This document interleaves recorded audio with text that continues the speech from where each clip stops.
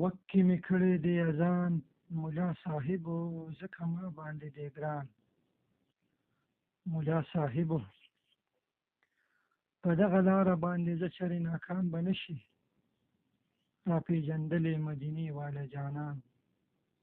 ملا صاحبو هرې ګناه نه ځان ساته خو چېرته شرک ونه کړي، ښودلې ماته هم ایمان.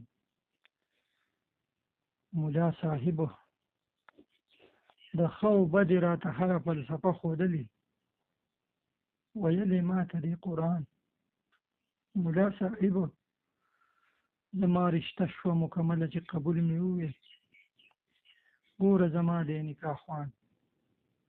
ملا صاحبو او که چېرې مړ شوم جنازې ته به دعا مې وکړي، د پیغمبر یو څو حدیث به کړي بیان. ملا صاحبو ای ښایسته ګله دی وارث د نبي، ځکه دی دومره قدردان. ملا صاحبو